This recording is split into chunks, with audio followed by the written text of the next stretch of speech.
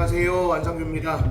또 메일로 많이 보내주셨어요. 사역에 대한 아쉬움이 있다. 사역에 대해서 자세한 내용들을 좀 많이 해달라 해서 그래서 여러분들에게 제가 오늘 사역에 대한 부분들을 다시 한번 정리하면서 예수님의 행적에 대한 부분들을 좀 참고해드리면서 죽음과 부활을 다시 한번 좀 소개하는 그런 시간을 갖도록 할게요.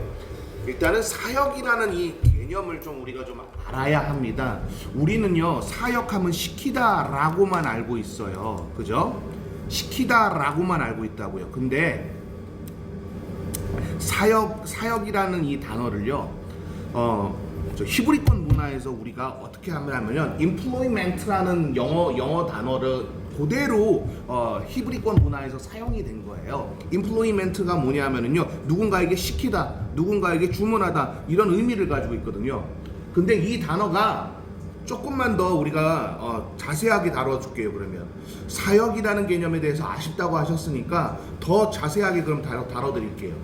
자, 우리 박사들을, 목회학 박사를 미니스트리라고 합니다. 미니스트리. 그래서 디민이라고 해요.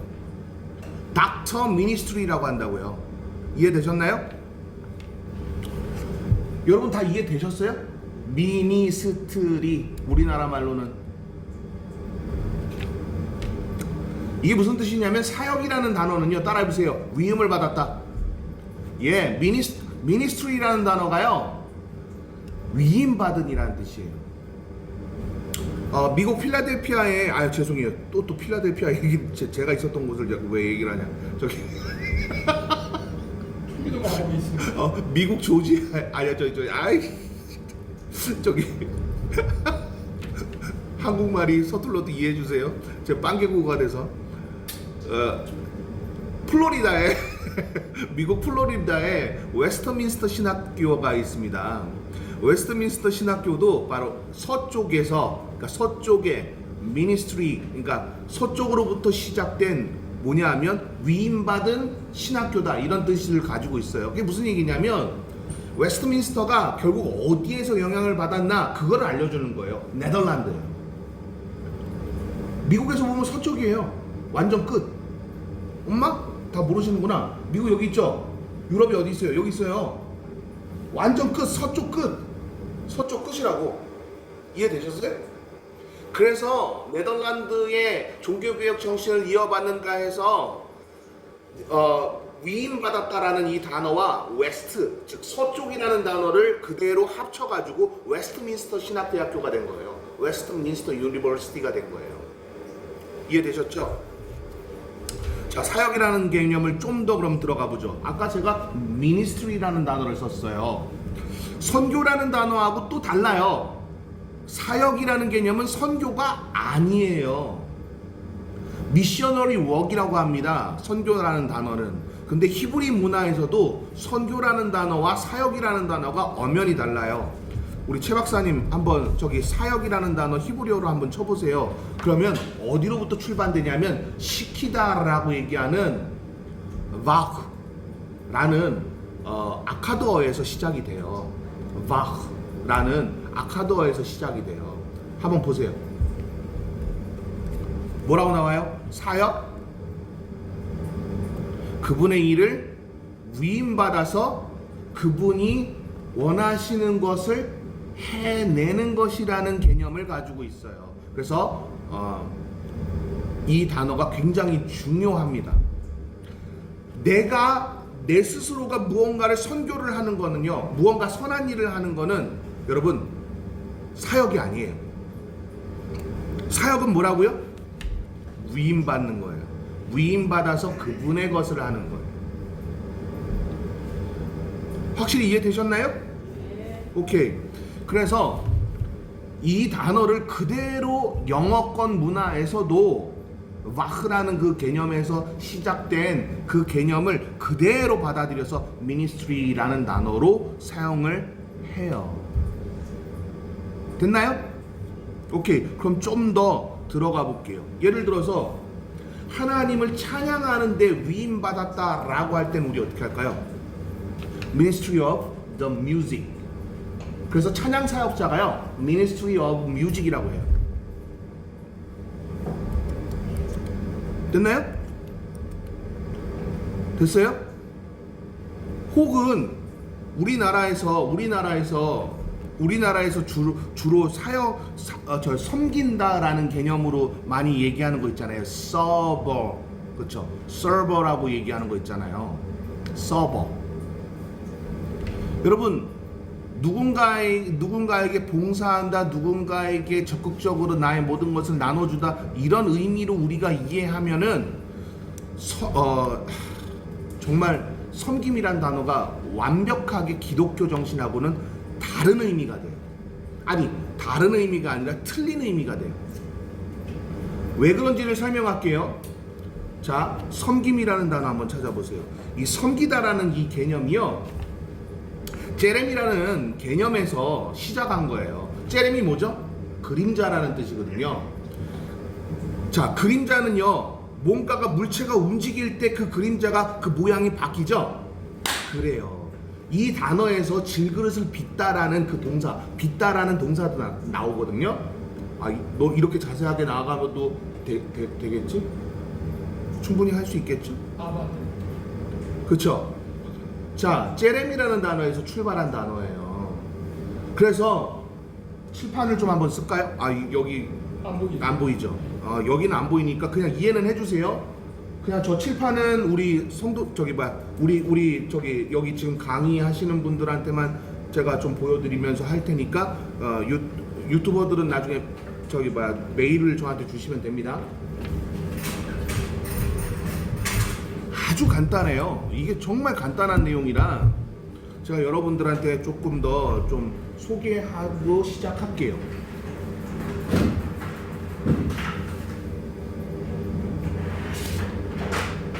이거 다 보이시죠? 다 보이시죠?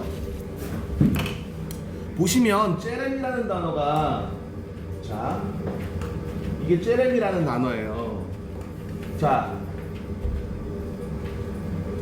체대라는 이 단어가 처음에 왔을 때는요, 이 파생어가 무슨 뜻이라고 했는지 혹시 기억나시는 분? 요거 제가 뭐라 그랬었죠? 예전에 설명했었어요. 한 2번 설명했었어요. 네. 시키다예요. 자, 라메드가 뭐 어떤 의미를 가지고 있다고 그랬죠? 파생할 때?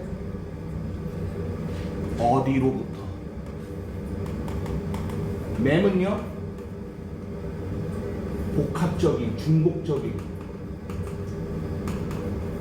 이런 뜻이거든요. 그러면 하나님께서 우리에게 지금 요구하시는 게 뭔지를 우리가 충분히 알 수가 있어요. 그의 형상대로 우리를 빚었다고 할 때 이 단어가 합쳐지면 뭐가 되냐면 형상이라고 우리가 번역을 했어요. 형상이라고. 이해되셨나요? 근데 파생해 보니까 어떤 의미예요? 중복적으로 어디로부터 무언가를 시키는 행적이라는 개념이에요. 그러니까 스킬, 기술이라는 의미라고요. 하나님은 우리의 형상대로 사람을 만들자라고 하셨을 때 하나님 형상대로 인간이 만들어졌다라는 그 의미는 결국은 기술적인 측면, 하나님의 능력을 소유했다라는 그런 아히야베의 개념이라고요.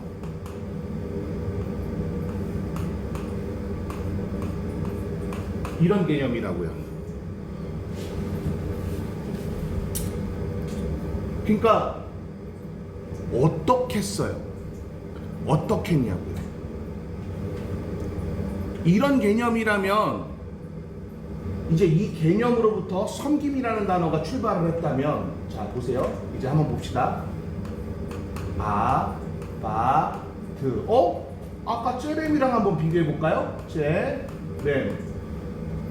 뭐가 같은 게 있어요? 파생됐다며요. 파생됐는데 전혀 다른 의미처럼 지금 들리지 않으세요? 보이지 않으세요? 그쵸? 자, 뭐가 파생이 됐을까요? 의미예요. 의미가 파생된 겁니다. 어떤 의미요? 그분의 능력으로 하는 것이 섬김이다. 내 힘으로 하는 것은 섬김이 아니라는 개념이에요. 의미의 전환이라고요. 의미의 파생이라고요. 이해되셨나요? 우리 안 박사님 여기 오시니까 제가 편해요 지금. 이거 쓰니까 아주 편하네. 이거 그동안 못 써가지고 얼마나 힘들었는지 아십니까? 이해되셨죠? 무슨 뭐의 파생이라고요? 이 단어의 파생이라고 그랬어요? 의미의 파생이라고 그랬어요? 의미. 예. 그러면 누군가를 섬긴다는 것은요, 내 힘으로는 불가능한 거예요. 아시겠어요? 네. 누가 하게 하셔야만 가능한 거예요? 하나님이. 자, 근데 이 단어에서 또 파생된 섬김이라는 단어에서 또 의미적으로 아바드가 뭐가 되죠? 예, 엎드려지다. 예배가 돼요. 이것도 아까 제가 분명히 뭐라 그랬어요? 제렘이라는 단어에서 파생됐다 그랬죠. 뭐 어떤 게 파생됐다고요? 의미가 파생됐다 그랬죠. 그러면 이 예배도 결국은 뭐 하자는 거예요? 내 힘으로는 예배를 드릴 수 없다는 개념이에요. 그래서 이 예배라는 이 단어는요, 결국 회복이라는 개념이 아주 철저하게 나타나져 있는 거예요. 그래서 칼빈이 기독교 강요에서 뭐라 그래요? 예배자는 회복된 자만이 가능하다. 다시요. 예배자는 뭐라고요? 회복된 자만이 가능하다라고 얘기한 거예요. 그래서 회복이 안 된 사람은 예배자가 될 수가 없는 거예요. 결국 난 하나님 믿어, 난 하나님 섬겨, 보편구원론을 가지고서는 그렇게 접근을 하잖아요. 예배에 회복이 있을 수가 있을까요, 없을까요? 없어요.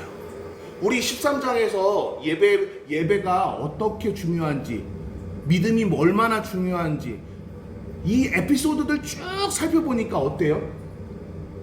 들을 게 있는 자들과 그렇지 않은 자들에 대한 개념이 확연히 달라져 있는 걸 우리 알 수 있잖아요. 그렇지 않았어요? 씨 뿌리는 자의 비유만 한번 좀 생각해 보자고요. 말씀을 받아서 너무 좋았어. 근데 어떻게 됐다고? 세상 유혹에 이기지 못해서 어떻게 됐다고요? 타버렸어요.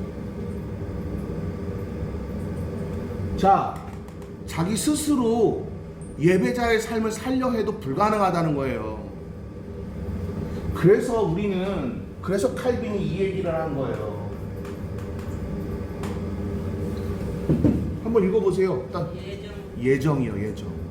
그래서 칼빈이 예정이라는 개념을 설명한 거예요. 그러면 나는 결정되었다는 얘기, 그런 얘기 아니죠. 이 예정이라는 개념이 어디에 있다고 그랬어요? 맨 뒤에 오직 하나님만 아신다라는 개념으로 설명하는 거라 그랬잖아요. 자, 이 예정이라는 개념이 좀 어려워요. 그래서 우리는 그냥 단순하게 뭔가가 결정되어 있는 것처럼 설명하잖아요. 그게 아니에요. 인간의 모든 것으로 우리가 모든 것을 할 수가 없어요. 이해할 수도 없고 피부로 느낄 수도 없어요. 삼위일체 이해되세요? 믿게 하시니까 믿게 되는 거죠? 그렇지 않아요? 그거랑 똑같은 거예요. 예정이라는 개념이. 결국 여러분, 제가 오늘 너무 어렵게 하나요? 우리 최 박사님 오셨다고 제가 너무 어렵게 해요? 난 여기까지 좀 이해되셨다. 됐다. 다 이해되셨어요? 되면 됐다, 안 되면 안 됐다고 얘기를 해주셔야 제가. 다 되셨어요? 네. 저희는 상관이 없는데. 네. 잘 힘드시고. 그럼 끄면 되죠. 자, 또 봅시다. 그러면 일단 예배는요, 결국 뭐가 허락이 됐다라는 거예요? 회복이요. 회복을 한 사람만이 뭐가 될 수 있다? 따라해주세요. 예배자가 될 수 있다는 거죠. 예배자가. 회복된 사람만이 예배자가 될 수가 있는 거예요. 회복되지 않은 사람은 예배자가 될 수가 없는 거예요. 그래서 섬김이라는 이 개념과 사역이라는 개념을 이제 우리가 또 확인해 봐야 돼요. 자, 사역이라는 개념이 제가 미니스트리라고 그랬잖아요.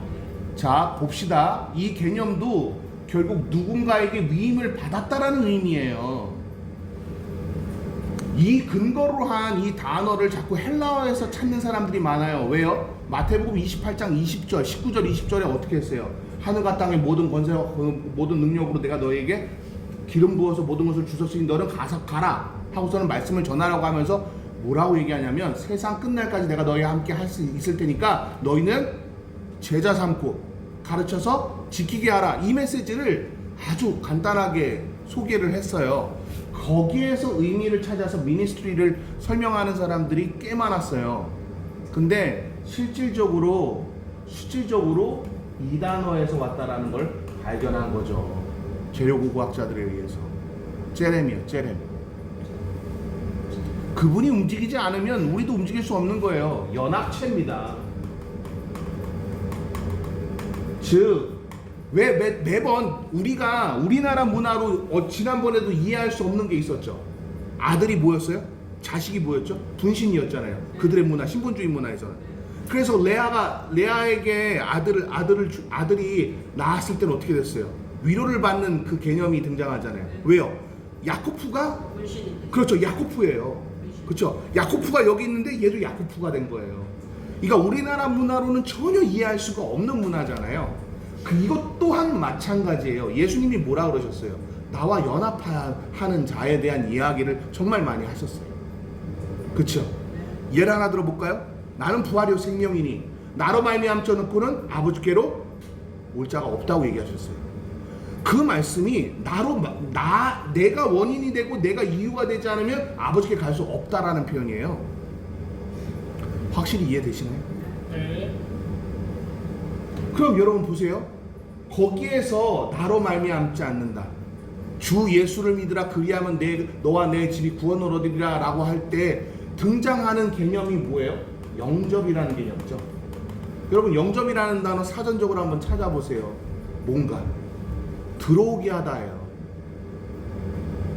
근데 히브리권 문화에서는요 신본주의적 개념으로 이해할 때 아까 제가 말씀드렸잖아요. 이 단어에서 출발한다 그랬잖아요. 그림자는 곧 물체 아니에요? 물체가 곧 나타나지는 거 아니에요? 보세요. 내가 이렇게 팔을 들어 올리면 그대로 움직이죠, 그림자가. 예, 바로 이 단어에서 출발을 했단 말이에요.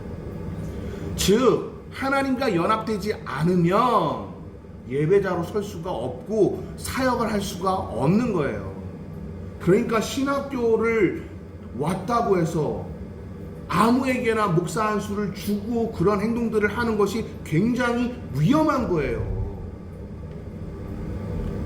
요새 박사과정 딴다고 뭐 이제 하영원 선교사가 하는 그런 프로그램에서 많이 좀 힘드니까 그 사람은 이제 저한테 콜링을 해서 어쩔 수 없이 가르쳐서 지키게 하지만 실질적으로 지금 우리나라 사람들 어때요? 인식이 해외에서 박사 따오면은 뭔가 위신이 선다라고 해가지고선 다 어디로 가요? 필리핀, 말레이시아, 싱가포르, 뭐 일본, 뭐 어디, 뭐 심지어는 학교를 다 어디다 세워요? 미국에다가 세우는 학교들도 있고, 뭐 스코틀랜드에다가 세우는 학교들도 있고, 막 그런 데다가 막 자기네 교단의 학교를 세워서 그 학교를 졸업하게 하고.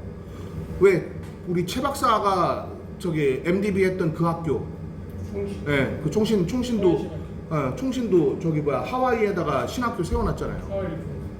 하와이를 뽐드 세워놨잖아요. 그런 것처럼 거기에서 학교 나오면 나는 뭔가 자부심 갖고 뭔가 할 수 있다 이런 착각을 한단 말이죠. 근데 여러분 하나님을 온전하게 믿는 사람이 온전하게 배움을 갖고 그 배움으로 가르칠 수 있는 거지 하나님을 온전하게 섬기지 못하는 사람이 이거를 할 수 있다? 불가능하다는 얘기예요. 불가능하다. 여기까지 다 이해되셨나요? 확실히 다 이해되셨죠? 그러면 사역은 누가 하는 거예요? 예수 그리스도와 연합된 사람에 의해서 그분이 하시는 거예요. 사역은 누가 한다고요? 그분이 하신다고요. 사역은 누가 한다고요? 예, 그분이 하세요. 그분이 누군데요? 예수 그리스도예요. 자, 섬김도 한번 볼까요? 섬김 누가 하는 거예요? 그분께서 하게 하시는 거예요. 어원이 다 어디에서 왔다고요? 제레미야. 그죠? 아, 이거 너무 어려워서 이건 올리면 안 되겠다.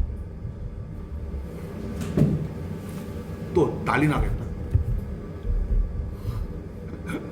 제가 눈치를 본다니까요, 이렇게.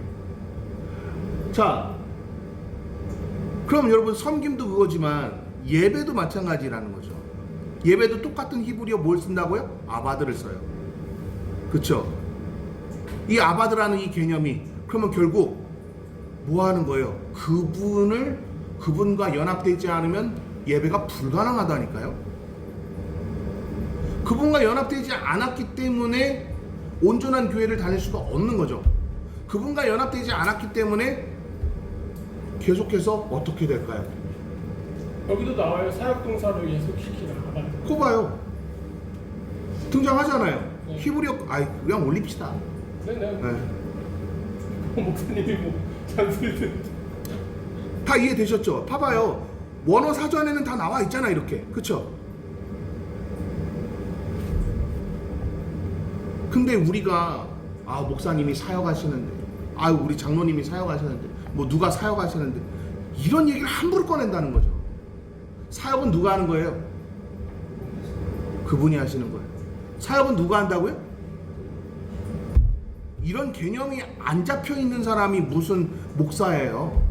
이런 개념이 아무것도 안 잡혀 있는 사람이 무슨 사역자냐고요? 사역자라는 것은요, 위임을 받아서 그분에게 사로잡혀서 그분의 것이 전달돼야 사역자죠. 동의하세요? 오케이. 자, 사역에 대한 개념은 이렇게 하고요. 자, 죽음 한번 봅시다. 110페이지. 예수 그리스도께서 죽음에 대한 이야기 한번 좀 볼게요. 자, 예수께서는 왜 이사야의 메시지를 통해서 예언하셨던 것처럼 그 예언을 성취하셨던 것처럼 왜 돌아가시다가 다시 부활하셔야만 했죠? 삶과 죽음을 주관하는 자가 그렇죠. 예수 그리스도임을 확실하게 알리기 위해서죠. 그래서 칼빈이 아주 멋진 말을 했어요. 예수 그리스도를 믿는다는 것은 내가 곧 부활이요 생명이라는 그 메시지를 믿는 것과 같다. 그러므로 나는 지금 이 땅에 묻혀도 사는 것이다.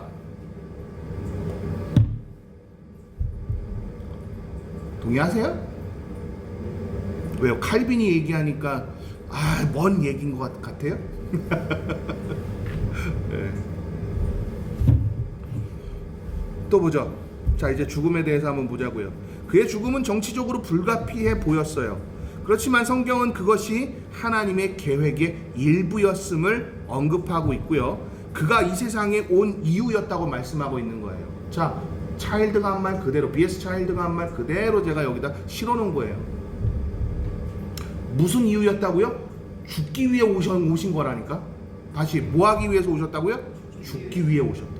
왜요? 삶과 죽음을 주관하는 이가 예수 그리스도임을 확증하기 위해서죠.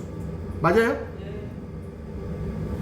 자, 유대교 지도자들은 날조된 제목을 가지고 여러 차례 재판을 거친 후 필라토스를 통해 예수를 십자가에 못 박게 했어요.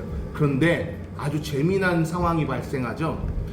이게 역사적으로 굉장한 아이러니예요. 이게 굉장한 역사적인 아이러니라고요. 원래 십자가 처형은 어떻게 했습니까? 로마에서 십자가 처형은요, 여러분, 로마의 반역자나 정말 중범죄를 한 사람에게 주어지는 형벌이었어요. 근데 이거 어디서 할까요? 경각심을 주기 위해서 시장 어귀에서 했단 말이에요. 시장 어귀에다가 십자가로 못 박히게 해서 이제 그 피를 다 쏟아게 해서 죽게 해요. 그럼 얘가 뭐만 남냐면 기름만 남아요. 얘 불태우는 거예요. 그래서 시장 어귀 쪽에서 불타는 시신들을 많이 발견해요. 역사 기록들을 보면. 어디에서 발견될까요? 예루살렘 그것뿐만 아니에요. 로마가 점령했던 모든 지역에 십자가 처형이 다 있었어요. 로마가 다 점령했던 곳에는 다 있었어요. 특히 십자가 처형을 가장 많이 당한 곳이 많은 사람들이 예루살렘으로 그러니까 이스라엘로 알고 있잖아요. 아니에요. 카르타고입니다. 카르타고가 여러분 전쟁을 일으켜서 한니발 장군 아시죠? 한니발 장군이 로마로 진격하잖아요. 알프스를 넘어서 코끼리 타고서 막 어느 누구도 이 진짜 범접할 수 없는 그 두려움의 대상이었잖아요. 결국 승리는 누가 했어요? 마지막에 로마가 해요.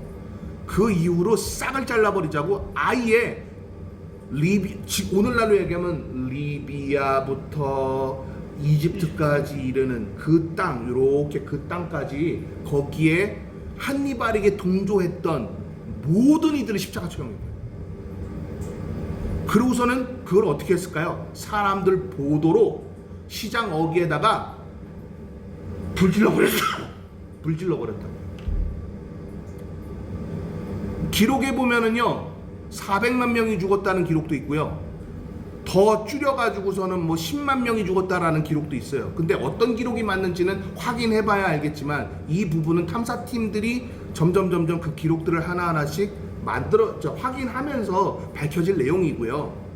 어찌됐건 제일 많이 죽은 것은 카르타고 지역이에요.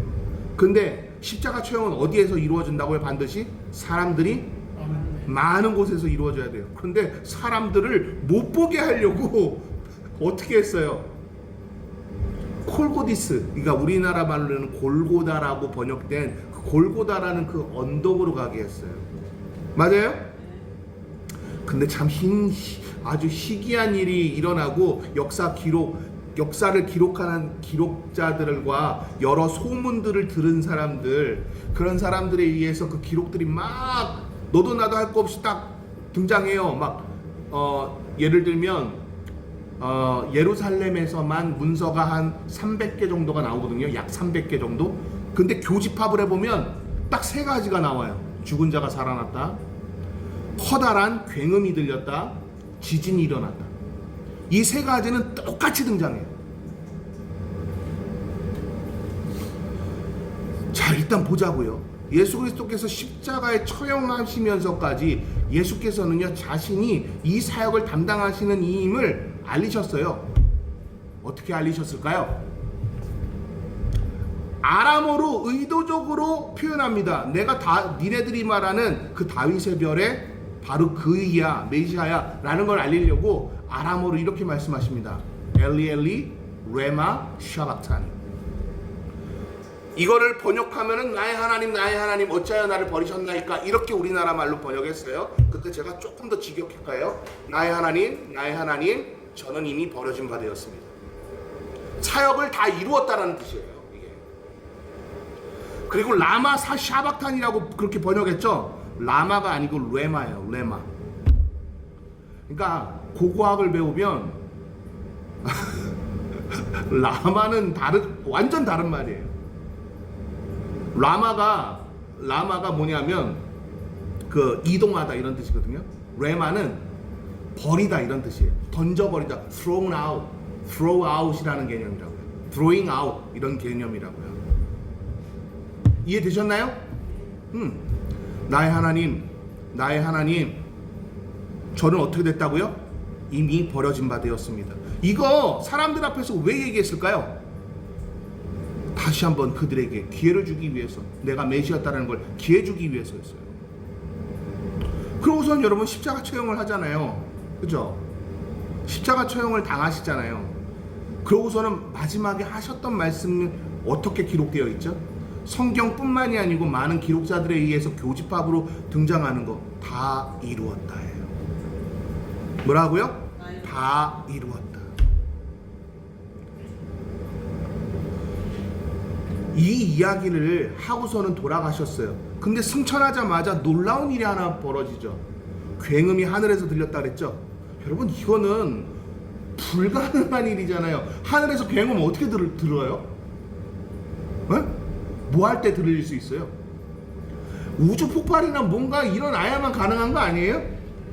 그쵸?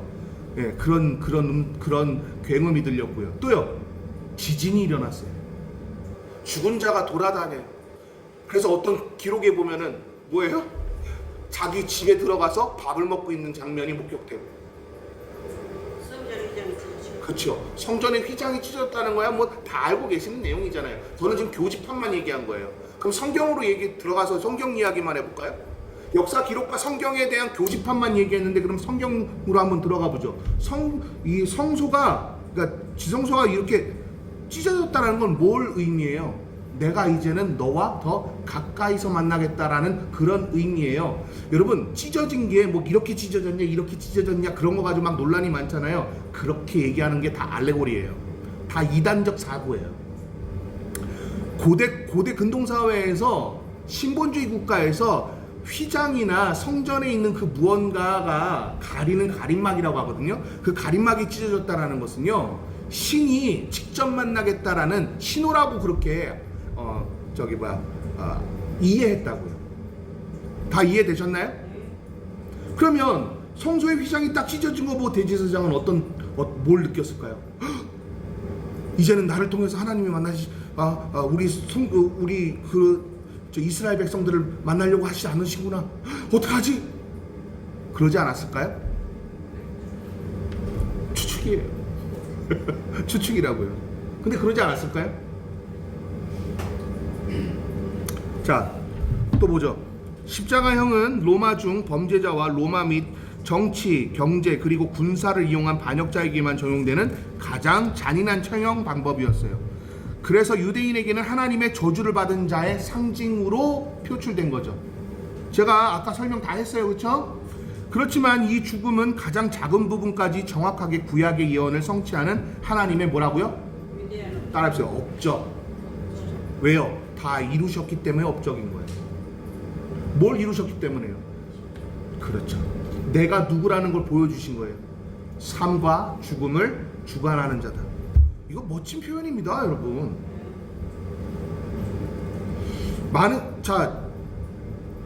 왜 여러분 조원영 집사나 조원영 씨라고 할게요. 조원영 씨나 왜 안광신 씨나 왜 그 사람들이 거기 무리기였던 그 사람들이 우리 교회에서 그렇게 했던 그 사람들 말입니다. 왜 그 사람들이 결국은 예수를 온전하게 믿지 못하고 윤석열 찬양하고 박근혜 찬양하면서 살다가 그렇게 죽었을까요? 물론 그것도 그거지만 삶과 죽음을 주관하는 예수 그리스도를 온전하게 연합하지 못했던 거예요. 이해되셨죠? 내가 가지고 있는 지식을 내려놔야 주님을 만날 수가 있어요. 그렇죠? 내가 가진 사고를 내려놔야 지식을 만날 수 있어요. 자, 이제 이 얘기를 할게요. 믿음이라는 단어가 우리가 히브리어로 아만이라고 합니다. 이 아만이라는 단어 한번 분호해 볼까요? 하나님께서 모든 연합적인 복수적인 측면을 통해서 나에게 제시하셨다, 이런 의미예요. 직역하면 그런 의미예요. 그럼 이거를 직역하지 말고 종합적으로 그때 당시 어떻게 사용했나? 나를 통해 하나님께서 확신하도록 허락하셨다, 이런 의미가 되는 거예요. 그래서 확신하도록 하셨다라고 했기 때문에 BC 10세기부터 유대인들은 이 아만이라는 단어, 또 제가 또 우리나라 번역으로 안 하니까 또 그렇죠. 아멘이라는 이 단어가 그러면 10세기부터 어떻게 요 내용을 토대로 해서 어떻게 받아들여졌을까요? 그렇습니다. 당신 뜻대로 이루어질 겁니다. 뭐라고요? 당신 뜻대로 이루어질 겁니다. 동의하세요? 진짜 동의하십니까? 확실해요? 우리가 아멘 하잖아요. 그게 당신 뜻대로 이루어질 겁니다, 이런 뜻이에요. 그러니까 내 뜻대로 이루어 주십시오가 아니에요. 주여 믿습니다가 아니에요. 당신 뜻대로, 당신이 바라는 대로 저를 믿게 하소서. 주체가 다 어디에 가 있어요? 그렇죠. 나에게 맞춰져 있으면 뭐예요? 기독교가 아니라고요. 이게 프로테스탄트가 아니라고요. 기독교가 아니에요. 나에게 맞춰져 있으면. 됐나요? 또 봅시다. 그리스도를 영접하는 모든 자에게 올바른 관계가 되도록 이끌어주며 아주 중요한 연결고리가 되게 하셨고 하나님 섭리 안에서 예정하신 사건이라고 칼빈은 얘기했어요. 이거 조금 더 쉽게 설명할게요. 칼빈은요, 예정이라는 개념을 우리가 얘기하듯이 결정되어져 있다, 모든 것이 그냥 앞으로 이렇게 운명처럼 이렇게 되어 있을 거야, 이런 개념으로 설명하지 않았어요. 근본주의자들, 우리나라 근본주의자들이 지네들이 잘못 오해하고 잘못 인용해서 칼빈을 바보 만든 거예요. 진짜 개혁파는요, 진짜 엄밀한 개혁파는요, 일단 그것도 다 떠납시다. 자, 일단 글을 읽을 때 어떻게 해야 되죠? 자, 신문을 읽는다고 칩시다. 아주 사소한 신문을 읽는다고 치자고요. 그러면 어떤 기자가 뭘 말하고 싶은 의도가 있겠죠? 저자의 의도에 맞춰서 읽어야 되겠죠? 그럼 뭘 해야 돼요? 전체적인 맥락을 봐야 되고 단락단락을 보고 행과 간을 확인해야 될 거 아니에요. 근데 근본주의자들이 그렇게 안 했어요. 그래서 유기적 완전 축자 영감서를 믿었던 게 아니라 무기적 기계 영감서를 표출하고 가르쳤어요. 하나님이 정의한 예정을 얘기해야죠. 예정이라는 개념은 하나님의 영역이라고 얘기했어요. 이중 예정론에 대한 개념으로 설명한 적이 단 한 번도 없어요. 하나님은 다 아신다는 개념이에요. 알고 계심에 대한 표현이지 예정이라는 개념이 운명이라는 개념이 아니에요. 더 구체적으로 한번 들어가 볼까요? 이건 인간의 영역이 아니기에 우리가 함부로 판단할 수 없다라고 칼빈은 얘기했어요. 그러면 여러분 뭘 얘기해야 돼요? 예정의 단어에 꽂혀야 돼요? 아니면 인간이 판단할 수 없다라는 저자의 의도에 꽂혀야 돼요? 근데 다 대한민국의 근본주의자들이 다 뭐에 꽂혔어요? 예정에 꽂혔어요. 하나님의 영역이다라는 개념에다 꽂힌 게 아니고 예정에 꽂혔다고. 정신병자들이에요. 병원 안 가도 하나님이 낫게 하신대요. 여러분 고대 기도하면 다 낫는데요. 다리가 이렇게 퉁퉁 부었는데 제가 실제로 아는 목사님이 족구하다가 다리가 팅팅 부었어요. 내가 봤을 땐 부러진 거야. 실질적으로 있었던 일이에요, 여러분. 걷지도 못해요. 쩍뚝쩍뚝해. 병원 가자고 하나님 다 낫게 하신대. 제게 말씀하셨대요, 하나님. 너무 기가 막혀서 그때도 그 얘기를 했어요. 고대에, 그러니까 BC 21세기에도 의사가 있었던 거 아니야. 그때도 여러분 뇌수술도 하고 그랬었어요.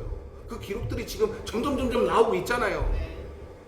다큐멘터리 많이 지금 등장하고 있잖아요. 그런 것들. 그렇죠? 정교한 그 수술 도구들 막 등장하면서 EBS에서 다큐멘터리 막 했잖아요. 하나님이 그럼 의사 왜 두셨을까요?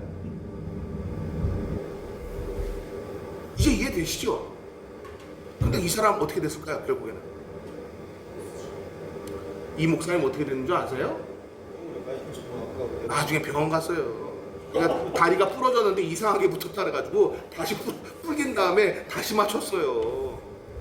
여러분 이거 의미적으로 풀겨봐요. 얼마나 아픈지 아세요? 하고서는 다시 풀겨가지고 다시 맞췄다고요. 뭐 기도하면 하나님이 다 들어줘? 이런 개념으로 근본주의자들에 의해서 대한민국 교회가 이렇게 썩은 거예요.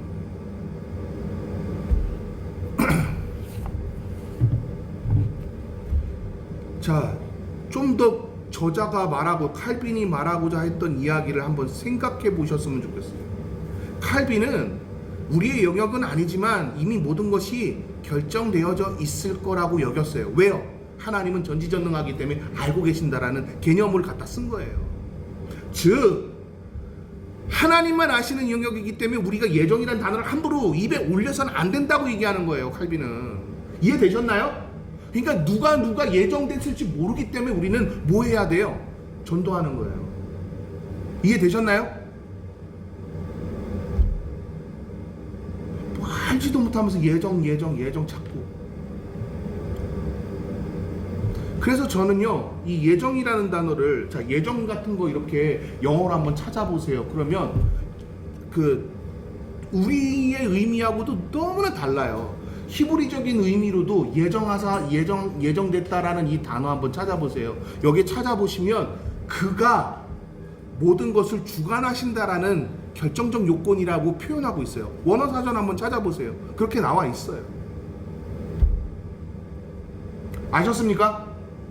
자, 오늘 죽음까지 이야기했는데 이 죽음이 얼마나 중요하다고요? 예수 그리스도께서 삶과 죽음을 주관하시는 이라는 걸 확신시키기 위해서 가장 중요한 사역이었고 뭐였다고요? 완성이었다고요. 됐나요? 사역은 뭐라고요? 내가 하는 거라고요? 그분이 하시는 거예요. 그러니까 함부로 목사님 사역하시는데 이런 말 함부로 하면 돼요, 안 돼요? 주체가 나면은 절대로 안 되는 거예요. 알겠습니까? 자, 질문 있으십니까?